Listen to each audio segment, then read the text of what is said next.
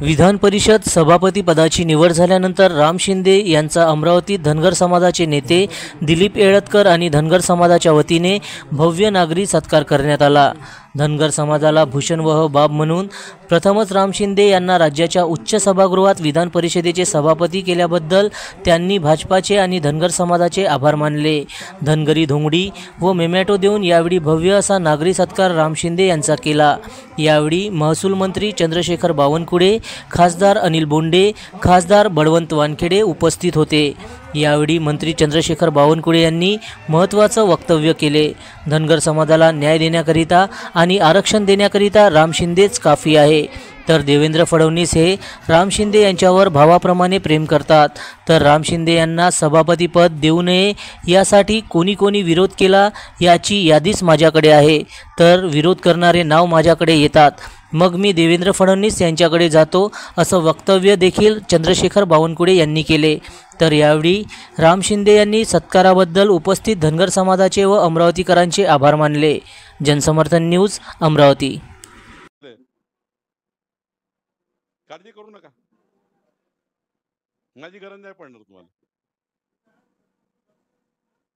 माझी गरज पडली त्या ठिकाणी वरची शीख माझी आहे, पण या समाजाला, धनगर समाजाला न्याय देण्याकरता राम शिंदे एकटाच काफी आहे, काही काळाची गरज नाही।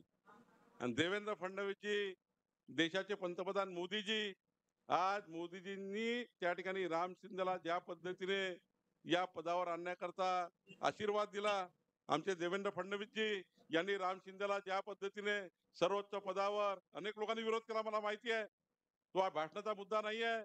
राम शिंदे या पदावर येऊ नये याकरता कोणी कोणी प्रयत्न केले त्याची यादी अध्यक्षाकडे असते, दुसऱ्याकडे नाही कोणाकडे।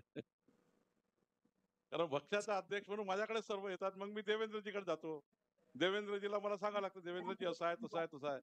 पण मला अभिमान आहे, महाराष्ट्राचे लोकनेते देवेंद्र फडणवीसजी हे राम शिंदेवर भावासारखं प्रेम करतात, याचा मला अभिमान। कारण जेव्हा राम शिंदेला सभापती करायचं होतं त्या दिवशीच्या देवेंद्र फडणवीसांच्या भावना ज्या होत्या त्या मला माहिती आहे। मी रामला आता पण सांगितल्या नाही, सांगेल एखाद दिवशी, पण त्यांच्या भावना होत्या की काही करून माझ्या, परंतु विधान परिषदेचा सभापती झाल्याच्या नंतर मी डॉक्टर बोंडे साहेबांना म्हणत होतो की विधान परिषदेच्या सभापती पदी निवड झाल्यानंतर अमरावतीमध्ये का सत्कार होतोय हे मलाही कळत नाही।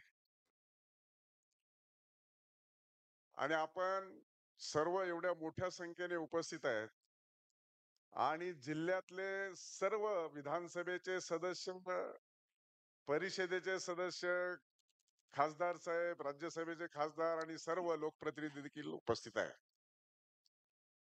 आणि निश्चितपणे ज्यावेळेस अशा प्रकारचा कार्यक्रम होतो त्यावेळेस वानखेडे साहेब म्हटले